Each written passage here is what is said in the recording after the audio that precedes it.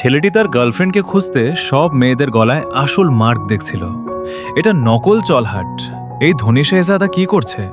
ছাড়ো, আমার সাথে ওর কি লেনা দেনা। তোমরা সবাই নকল মার্ক লাগিয়েছ, আমার সামনে আর কখনোই আসবে না। বাবা প্লিজ, ওদের মধ্যে কাউকে বিয়ে করে নে, একবার শুধু আমাকে দাদি বানিয়ে দে। না মা, আমার ওই মেয়েটাই চাই যার গায়ে আসল মার্ক আছে। ওকে ঠিক আছে। আচ্ছা, তো এই লর্ড মার্কওয়ালা মেয়েকে খুঁজছে, কিন্তু এটা তো আমার শরীরে। ছাড়ো, কে বোঝাবে ওকে? পরদিন মেয়েটার ম্যানেজার মেয়েটার শরীরে লর্ড মার্ক দেখে ফেলে। সরাও জলদি, ওখানের কাপড় সরাও। আরে না, আমাকে ছুবে না।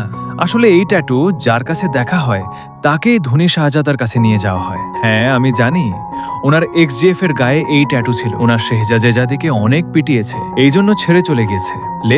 গিয়েছে? সত্যি নাকি? আরে না, আমি তো মজা করছি। মজা করছিলে?